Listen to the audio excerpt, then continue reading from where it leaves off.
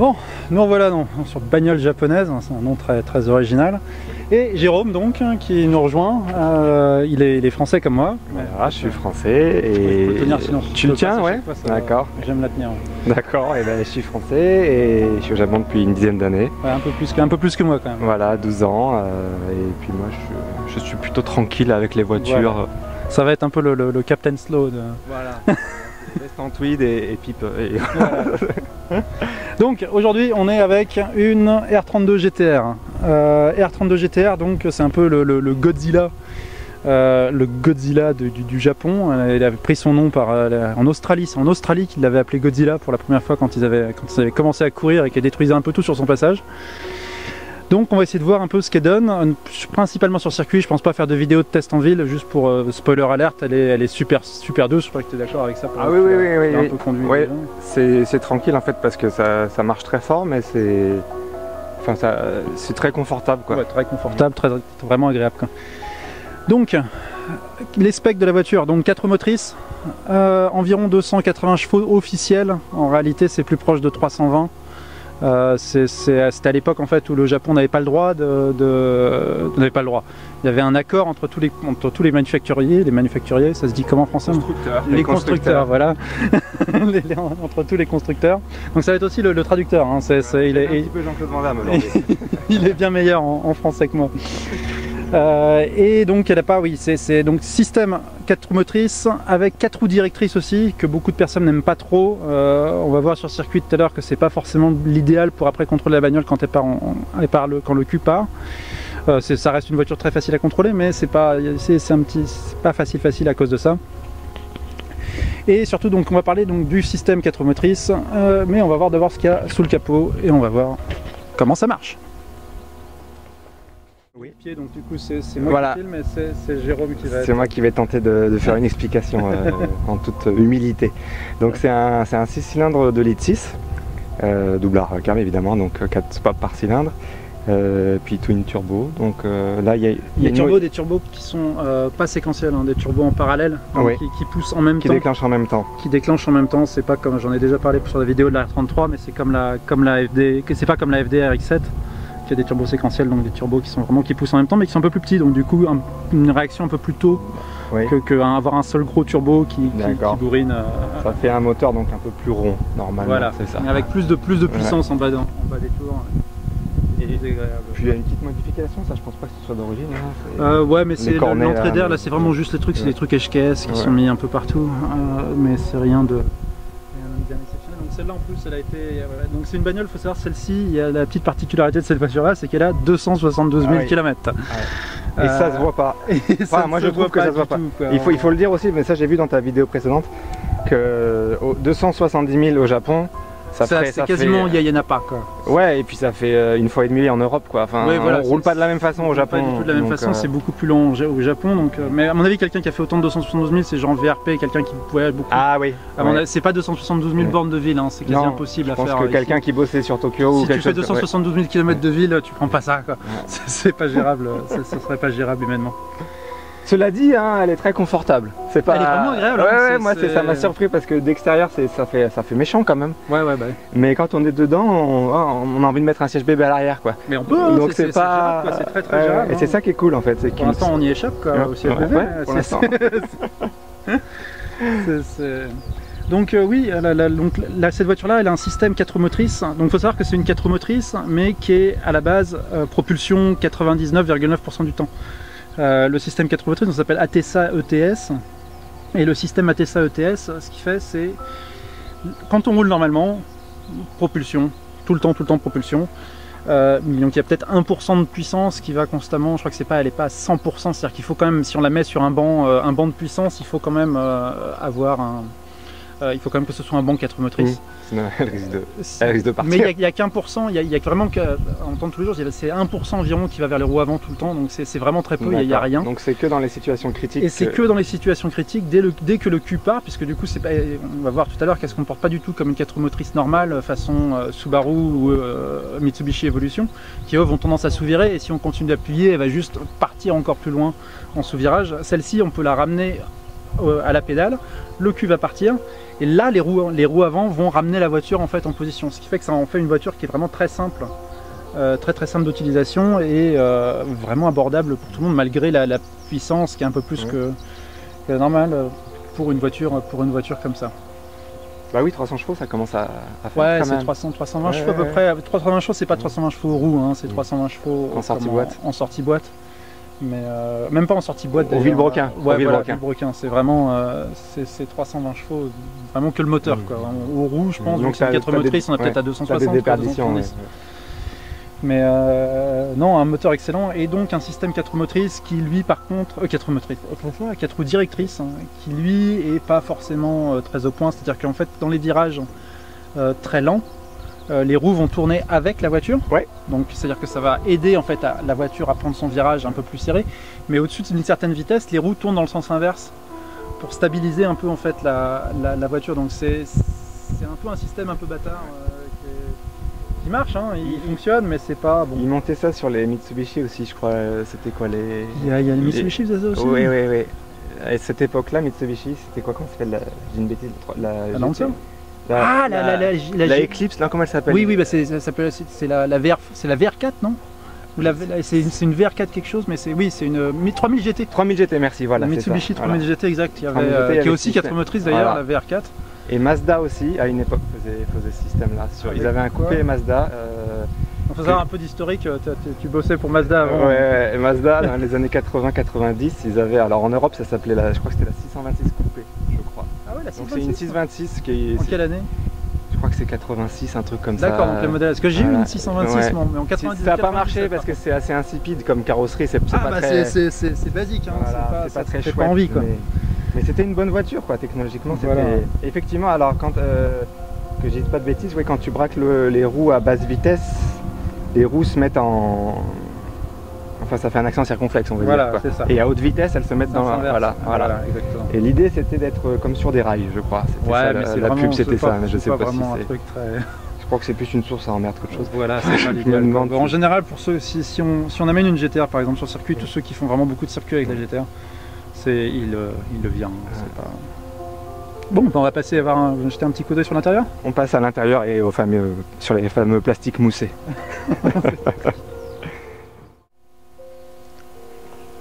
Bon, alors, l'intérieur. Toi déjà, qu'est-ce que t'en penses? J'en pense que c'est plutôt pas mal. Faut que tu parles fort par contre. J'en pense que c'est plutôt pas mal, c'est plutôt chouette pour l'époque. Franchement, c'est pas trop mal. En général, donc faut savoir, celle-ci, donc malgré le kilométrage, elle est un peu exceptionnelle. Hein. En général, l'Alcantara ici, là, il part en vrille, il part en couille, il est vraiment pas bon. Là, de toute façon, on voit qu'il commence à partir un peu, c'est normal. Il est griffé côté il est griffé ici, mais en général, c'est des sièges qui tiennent pas très bien. Hein. En général, il y a toujours une marque marron ici, donc je sais pas si c'est dû à la bagnole ou quoi, et je rigole même pas. Hein. Et je pense que c'est dû aux années de transpiration de mecs qui sont posés là, quoi, et ça fait une marque vraiment assez dégueulasse sur le siège. C'est très commun sur ces sièges-là. C'est pas top. Mais sinon, après, bon, c'est typique Nissan années 90, hein. Il n'y a rien d'exceptionnel. Environ du plastique mou, plastique dur, plastique. Non, je pense que c'est du cuir quand même. Pour le volant, c'est en cuir. Attention, ils ont quand même investi dans le cuir pour le volant. Mais sinon, oui, voilà. Alors un autre point un mauvais point assez basique, c'est sur le tableau de bord. Cette fois-ci, je peux le dire du premier coup, je m'en souviens. Si tu filmes sur le tableau de bord juste là, oui. Tu vois déjà les petites bulles qui apparaissent là. Oui, mais enfin. Ouais, mais là c'est rien. Ouais. Non, mais normalement, c'est pas censé faire ça. Alors, en général, la bulle, elle fait ça de gros, elle fait ça de large. Et elles sont toutes comme ça. Donc c'est ça qui me fait penser que la bagnole a peut-être été justement dans un garage toute sa vie. Elle n'a pas trop resté au soleil, elle n'a pas eu le droit à la bulle. Voilà, ouais, je disais au Japon pour les gens qui nous regardent depuis la France, c'est que ici le climat il est vraiment violent. Quoi. Le soleil c'est vraiment dur, c'est vraiment très dur. Sinon, bon, un intérieur vraiment typique, je peux m'asseoir, hop. Donc, un petit peu de placement de la caméra, juste... Juste, hop, vraiment très direct. Toutes les informations dont on a besoin sont là, plus très sympa, ici aussi, c'est pareil, donc il y a la température d'huile quand même qui est assez nécessaire. Là c'est le voltage de la charge de la batterie, si ça charge ou pas. Et là c'est juste le turbo, hein, ça, si le turbo pousse ou pas. Sinon, jauge de pression d'huile ici, ça c'est la température d'eau, la jauge d'essence. Oui. La jauge d'essence, hein, Ouais. je trouve les noms aujourd'hui quoi. Tu m'inspires. Tu m'inspires. Et ça c'est donc, alors c'est ce que j'expliquais, donc quand on roule normalement, toujours à zéro en fait, et quand le cul part, hop, l'aiguille remonte par là et ça veut dire qu'en fait le couple est transféré sur les roues avant pour ramener la voiture dans le droit chemin, donc c'est la spécificité de cette bagnole. Sinon bon après clim, hein, un truc classique, rien de bien exceptionnel. Les commandos qui sont rigolos, qui reviennent à la mode aujourd'hui. Voilà, aussi très bien, si vous n'êtes pas habitué à rouler avec une voiture japonaise en conduite à droite, en général les premières choses que les Français font c'est merde, essuie-glace. Ouais. Donc ils veulent passer juste mettre les clignotants et de ce côté là sur une autre voiture japonaise, hop, et là c'est les essuie-glaces qui marchent parce que les clignotants sur les voitures japonaises sont de l'autre côté. Or sur les GTR, et ici il n'y a rien. Donc il n'y a pas de clignotant à actionner quand on n'est pas habitué à ça, et c'est vrai que c'est assez pratique pour s'habituer à la conduite à droite, c'est juste normalement à droite ici. Sinon, rien de spécial, qu'est-ce que tu en penses? Rien de spécial, juste que ça vieillit très bien. Ça vieillit pas, celle-là vieillit pas mal, sincèrement. Je suis impressionné parce qu'on a des voitures qui sont quand même bien plus récentes ici, qui sont déjà... Qui sont pas dans le même état. Qui sont pas chouettes quoi déjà. Voilà, ouais, qui sont pas du tout dans le même état. Mais non, on peut regarder les sièges arrière vite fait.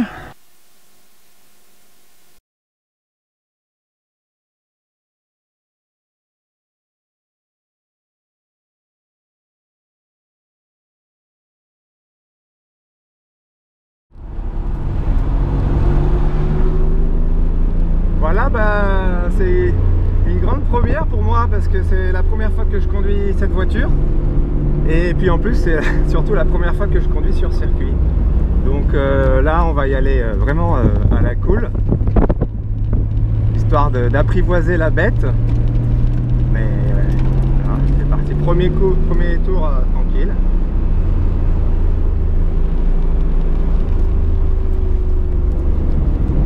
Trajectoire, tout ça pour l'instant c'est vraiment tout nouveau, c'est la session d'apprentissage totale et de la voiture et de l'initiation au pilotage.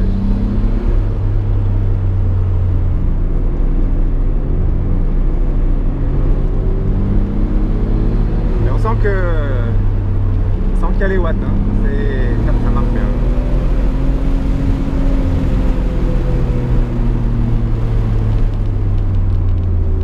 On sent l'arrière déjà qui joue un peu déjà.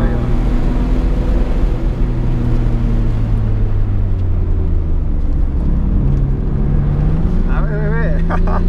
Ah c'est rigolo les gens.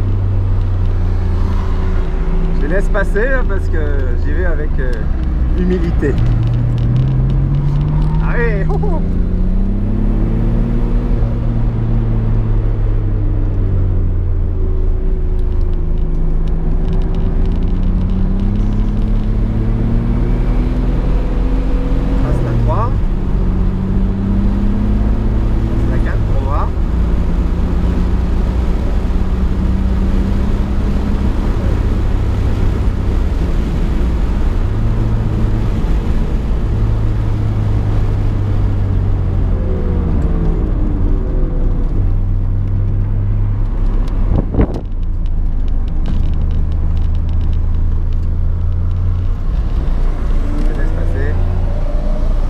Fait doubler par tout le monde, mais je préfère mettre mon orgueil de côté là pour découvrir les joies de la glisse.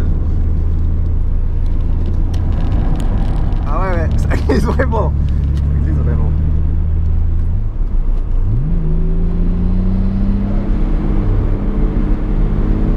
Sinon la voiture, on sent que c'est quand même une voiture assez grosse. Moi habituellement je conduis aussi une voiture plutôt grande, mais une familiale. Là c'est une voiture de même gabarit, sauf que ça marche beaucoup mieux, quoi. Ça marche beaucoup mieux et je trouve, moi qui suis néophyte, je trouve que c'est assez facile entre guillemets à conduire.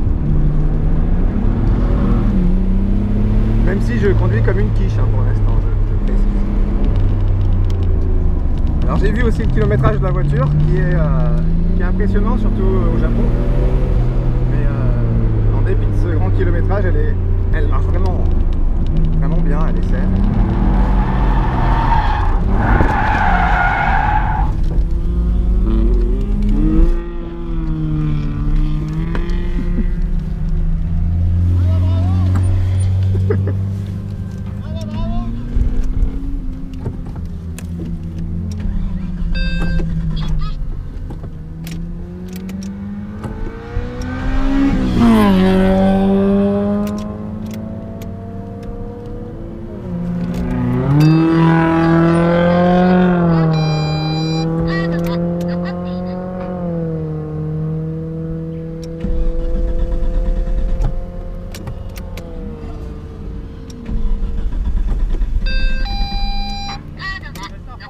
Ouais.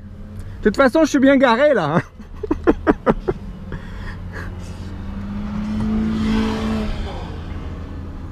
Tu vois, je commençais à maîtriser un petit peu.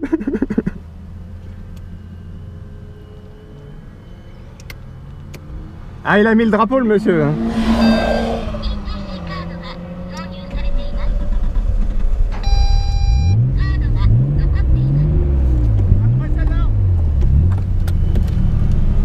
Tu me dis, c'est bon là?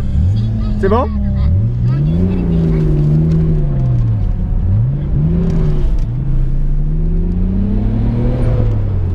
Voilà, c'est parti. Bon. Bah ça va vite quoi, voilà, c'est... Heureusement qu'on est sur circuit.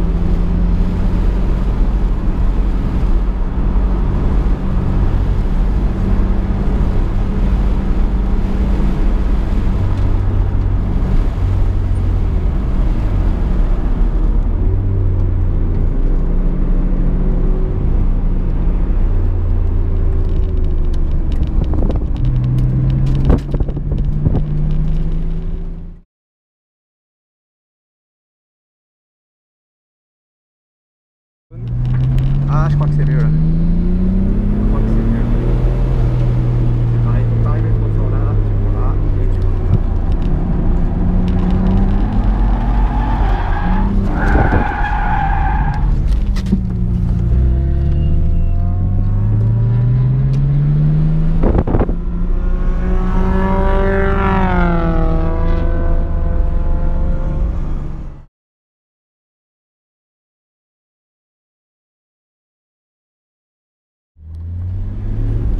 Bon, alors, qu'est-ce qui fait chaud là-dedans, putain? Il fait très chaud dans cette bagnole. Donc, nous voilà dans la R32 GTR sur Suzuka Twin Circuit. Donc, comme je l'ai dit avant, la voiture a des pneus, elle est 100% d'origine. C'est ma deuxième session avec là. Et ça accroche pas des masses.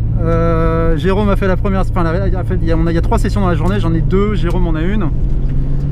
Et ça accroche, ça accroche pas du tout. Donc Jérôme est parti en tête à queue déjà une fois, 2 fois, une fois je crois. Et c'est vrai que c'est un peu...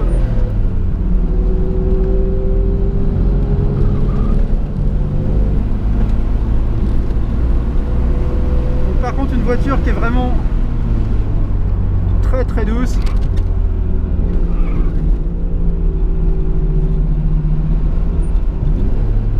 Je vais me laisser passer. Sinon, je vais l'avoir juste dans la ligne droite, ça fera l'affaire. C'est le premier tour de chauffe de toute façon. Et voilà, une direction très précise. Vraiment super agréable à rouler. Et une voiture rapide quand même.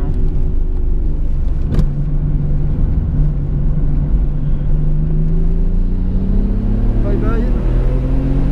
Alors. Donc là on arrive à environ 160, 150 à la zone de freinage. Freinage en 2 fois juste pour s'assurer qu'on a encore du frein. Rétrogradage en seconde. Très facile à contrôler. Vraiment kiki. Aime partir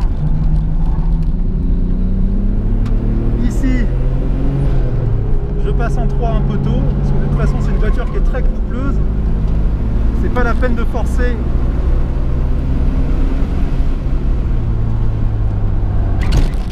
Dans le virage.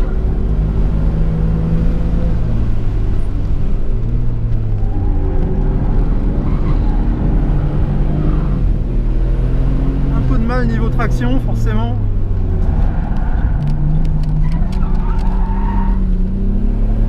Les pneus, c'est vraiment de la merde.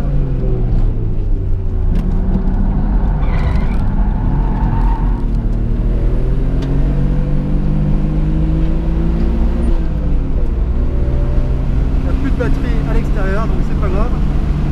Je vais filer une mauvaise batterie, je suis un peu con.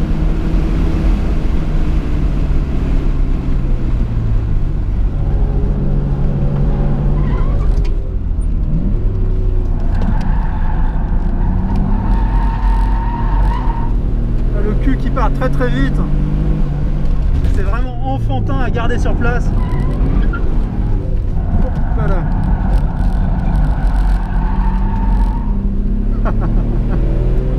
Bon, par contre, il faut que je rentre avec la voiture, j'aurai plus de pneus après, il faut quand même que je fasse gaffe. Je garde toujours un œil sur les températures, là il y a la température d'huile à gauche.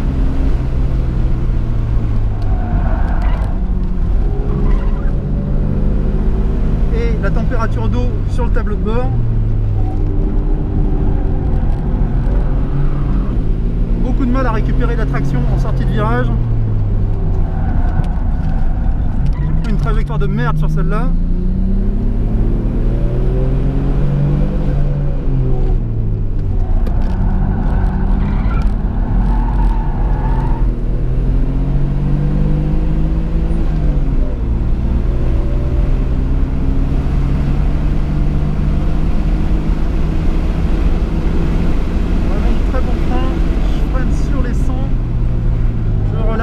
De rétablir un peu la transmission,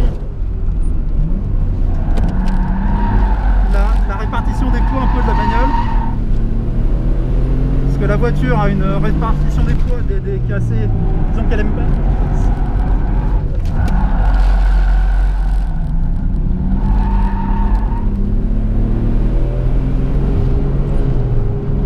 Passage en 3 un peu tôt. Température quand en ligne droite.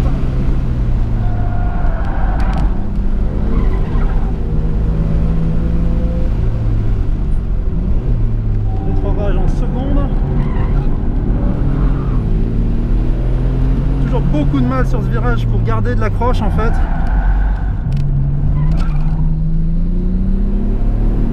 Et c'est en roulant vraiment la GTA sur circuit qu'on comprend tout de suite pourquoi les gens aiment avoir 500, 600 chevaux.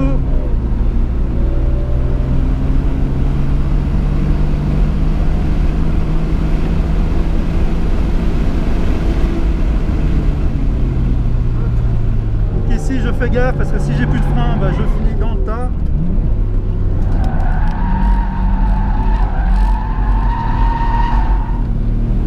Qu'est-ce qu'elle est facile à contrôler.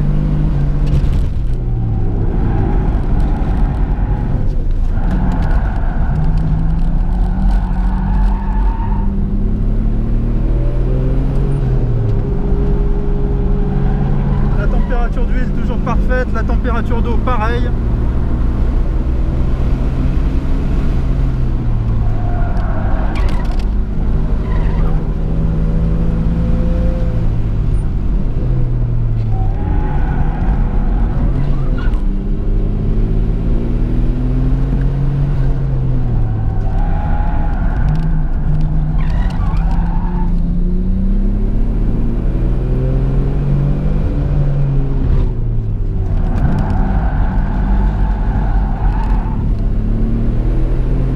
Jérôme.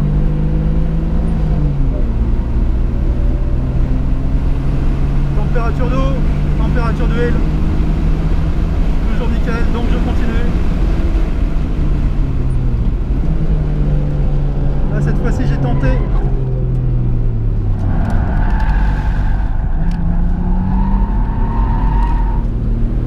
Le rétrogradage en seconde un peu plus tôt, ça marche bien aussi.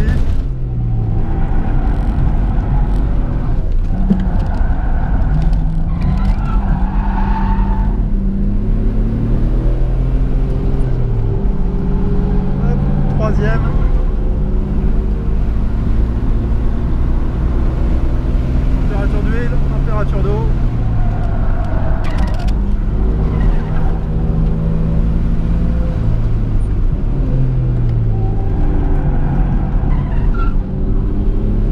Là, je vais faire un petit tour, je vais finir ce tour là. Et puis je vais faire un petit tour de réchauffe.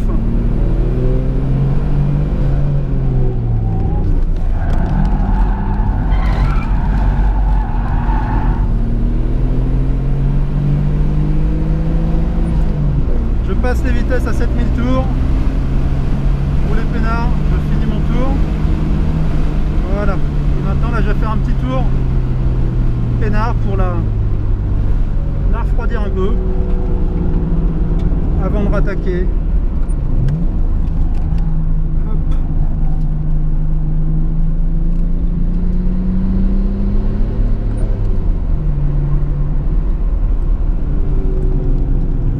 Ah, la GTR est vraiment une voiture agréable à conduire, très facile, mais c'est vrai qu'en version d'origine, en version stock comme maintenant là, il lui faudrait vraiment pas mal plus de puissance. Parce qu'elle n'est pas, ouais, elle est pas très rapide. Hein. Il faudrait pas mal de puissance. Elle n'est pas très rapide en virage, c'est une catastrophe. J'ai pas d'accroche, quoi. J'ai rien. Les suspensions sont vraiment super molles. Donc c'est vrai que c'est pas l'idéal, quoi.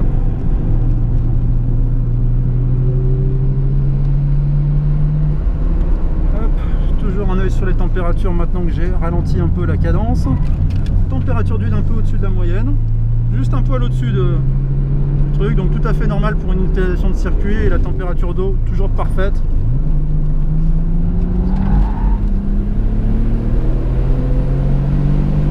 Et là on est reparti pour un petit tour. 7000 tours, je passe mon virage. Pas la peine de rentrer dans la ligne rouge, la voiture est assez rapide comme ça.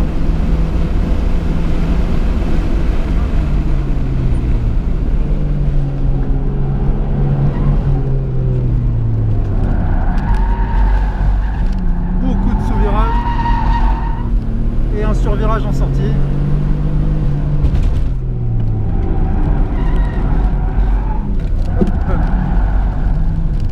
Oh, le survirage de fou, quoi.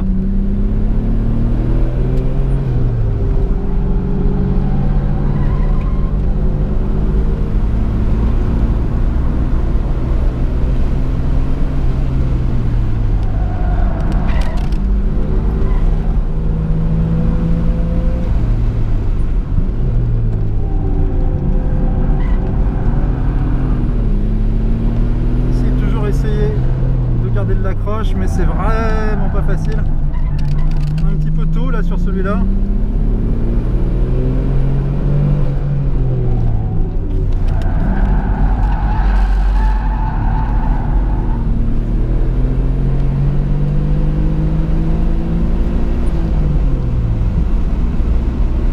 Passage en 3.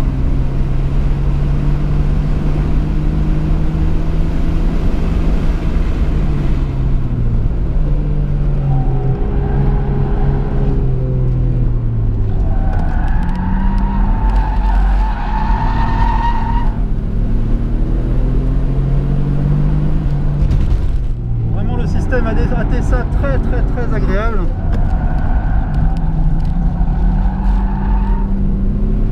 Il fait vraiment très bien son boulot.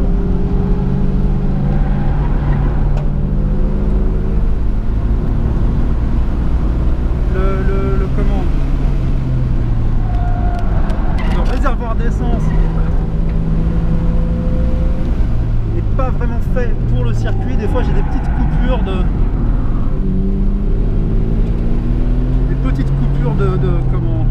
jus.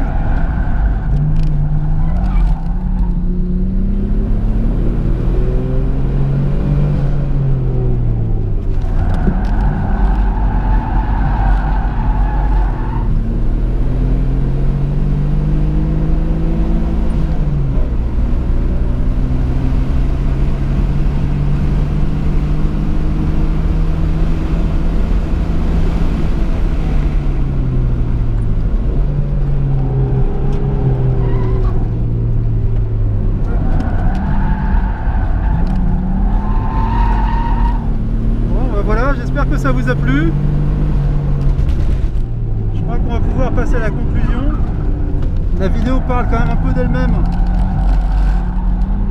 Si vous voulez deviner comment la voiture se conduit et se comporte quand elle était 100% d'origine. Les températures toujours bonnes.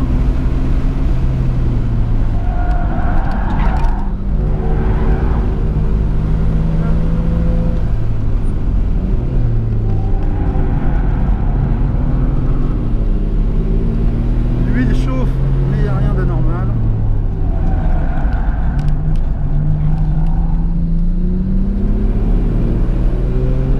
Dernier petit tour.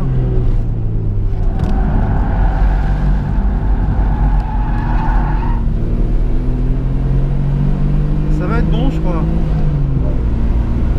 Bon, bah allez, c'est parti pour la conclusion.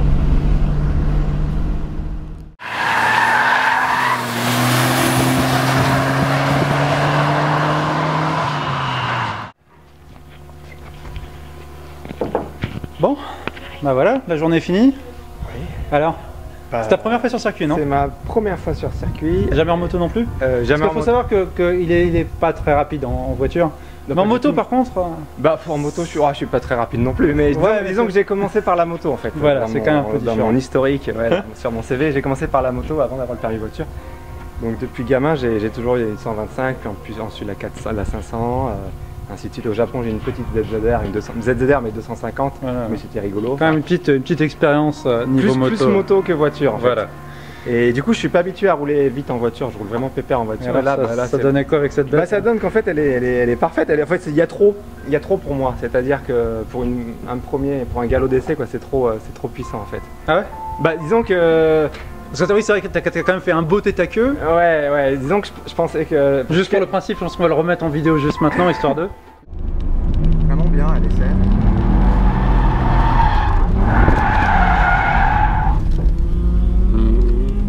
Juste histoire de la repasser. ou pas. Avec un bon calage en plus, Elle genre elle démarrait redémarrait plus plus parce après. qu'elle était trop chaude. Le truc c'est que je suis pas habitué à rouler vite en voiture et je m'étais dit je vais pas rouler vite. Ouais. Mais quand on est sur circuit et quand on a quelque chose qui marche bien, Bah, on se rend vite plus compte de la vitesse, Bah, c'est surtout ça exactement. ici. Hein. D'ailleurs le premier tour, le premier virage, elle a commencé un tout petit peu à glisser mais léger. Mhm. Je dis oula mais il me semble que ça glisse de l'arrière. Et voilà, ça c'est le principe, c'est les pneus aussi. Hein. Et puis en fait dès le deuxième tour j'ai cru que je faisais du drift en fait. C'est à la vitesse où tu vas, normalement il n'y a pas ça si tu as un setup minimum correct, mais là les pneus c'est horrible. Hein. Ils sont cuits ouais. Là, donc c'était la troisième session, là, la session où j'ai filmé moi, c'est la troisième session. J'ai fait le meilleur tour de ma troisième session, donc 1 minute 16 au premier tour en fait. Parce que les pneus ils surchauffent en fait, ils deviennent beaucoup trop chauds. Il faut dire aussi qu'il a fait chaud aujourd'hui ici. Il faisait très chaud, fait déjà ouais. 30 degrés. Voilà, facile. Ouais.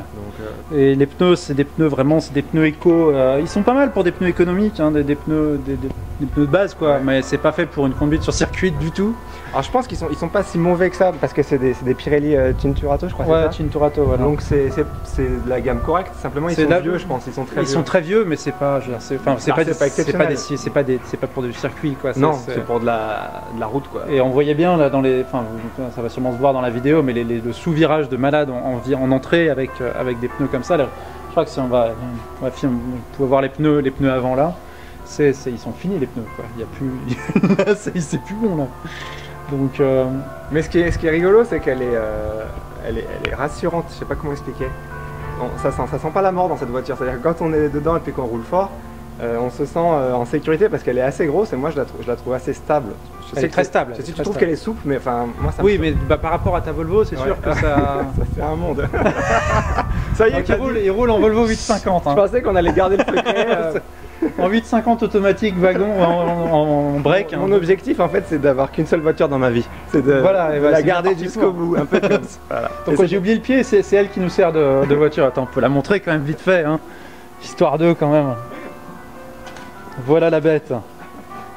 Voilà la bête en conduite à droite. Et il aime ça, il aime sa Volvo. Il aime sa Volvo. Il faut quand même préciser quelque chose, le fait d'être au Japon et d'avoir une voiture comme ça, c'est déjà un petit peu exotique entre guillemets. Hein C'est bon, je vais te tenir. C'est un petit peu. Ah bah oui, ici Voilà. c'est pas quelque chose Je pense de que tous les en jours. France, Hein. ce serait banal quoi qu'il y a la mode un peu du Youngtimer maintenant Ouais, qui ouais. arrive. Mais ici, il faut savoir que les Japonais, ils changent de voiture très très rapidement, hein, tous les 3-4 ans. C'est vrai, ils changent de voiture. On leur dit qu'elles sont biodégradables et ils le croient, donc c'est ce qu'ils font.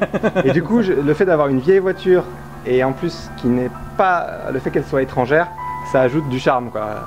Ah bah là c'est clair que c'est pas... Enfin j'en croise pas tous les jours des Volvo. Hein, et rouge en plus, ouais. Au Japon comme ça, c'est pas commun quoi. Donc je l'aime bien. Mais revenons à la bête. Oui donc bah moi c'est pareil quoi, c'est les suspensions. Hein. Donc j'ai pas mal plus d'expérience déjà sur les GTR, c'est loin d'être ma première. Je les ai un peu toutes conduites en fait. Hein. Je les ai pas toutes amenées sur circuit, mais au moins je les ai toutes amenées en montagne. Et enfin, même possédé plusieurs semaines d'affilée. Et c'est vrai que celle-là, elle est vraiment 100% d'origine, donc c'est intéressant d'un point de vue historique pour vraiment voir comment elle était quand elle sortait d'usine, parce que les pneus étaient certainement pas aussi bons que ceux de là-dessus maintenant. Hein. Quand elle est sortie, je pense que les pneus en 90, ils étaient pires que ceux-là. Tu veux dire, ah d'accord. Ils étaient pires que ceux-là quand elle est sortie. Donc là, on a vraiment une configuration aussi proche de ce que ça peut être d'usine quand elle est la toute première fois, quoi. Quand elle est sortie en 89, c'était pas loin d'être ça, quoi. Et alors, question stupide. Parle fort. Question bête par rapport à une M3. Ah bah rien à voir. Rien à voir. C'est la distribution de puissance déjà, c'est pas du tout la même. Et puis la M3 reste une propulsion, donc pour maintenir. Et puis il n'y a pas de ce putain de 4 roues directrices. Ouais. Qui aide quand même beaucoup à maintenir. Et donc une M3 c'est vraiment c'est beaucoup plus difficile. Tu veux dire que la M3 est plus simple à maintenir en glisse. D'accord. Mais par contre, ça va être plus très pour un débutant, quelqu'un comme moi qui n'y connaît rien au pilotage sur circuit, c'est mieux d'avoir ça en fait, je pense. Une M3 va être plus préparée de base que celle-ci en fait. La M3 va avoir des suspensions, elle va être mieux faite en fait de base. Elle est quand même un peu plus moderne, c'est un design de 89. La M3, la E36 95. déjà. Ouais, c'est 94 quoi, la première année, donc il y a 5 ans d'écart entre les deux bagnoles, et c'est un peu le jour et la nuit quoi. Donc la M3, la Godzilla et la GTR est vraiment une super bagnole, mais c'est pas la même époque. Hein. C'est une génération. C'est une génération de différence et ça se sent quand même pas mal. Puis c'est pas les mêmes finitions, c'est pas la même bagnole en général. Ah, en parlant de finition, il y a juste un truc qui m'a un peu choqué là, comme je disais, je peux le dire? Vas-y, oui. Ah oui, bah alors ça, surtout par rapport à ma Volvo quoi. Là ouais, là c'est du papier à cigarette quoi. C'est très fin. Bah, c'est pour ça qu'il rouille autant en fait. Hein. Ouais. Il y a beaucoup de problèmes de rouille sur ces caisses. Alors d'autant plus, alors ça je sais pas si c'est vrai pour toutes les voitures, mais toutes les voitures japonaises qui sont produites au Japon, elles sont pas forcément traitées. Je crois les bas de caisse, c'est ça. Hein. Surtout alors tout ce qui est K-car, etc. Ouais. C'est une catastrophe. C'est à même la tôle, voilà, je crois. Il n'y a pas de traitement, il n'y a rien. C'est assez spécial quoi. Bon, bah je crois que ça va être bon. Oui. On a quoi? On a 1h50 de route là, 1h40 c'est ça, de route, pour rentrer. Les pneus devraient faire l'affaire. Il n'y en a plus, je ferai un plan un peu plus précis pour vous montrer. Mais oui, c'est une très très bonne bagnole. Ouais. Elle tient bien le coup au fil des années. Niveau performance et niveau plaisir de conduite, c'est quand même pas mal du tout. Mais c'est vrai que suspension et pneus, c'est les deux trucs. Et puis les freins, hein, parce que là maintenant j'ai quasiment plus de freins quoi. Même on avait juste J'espère que ça va revenir. Parce que là, on a de la route quand même. Enfin, moi je m'en fous, je suis dans la mienne. Mais oui, juste un petit upgrade niveau frein ferait l'affaire par rapport à ça. Frein, suspension et pneus. Et c'est un monstre de circuit. Il n'y a que ça à faire, il n'y a pas besoin de plus. C'est vraiment impressionnant. Bon, bah allez, voilà. on rentre. Et on rentre, on est parti. Salut, à la prochaine.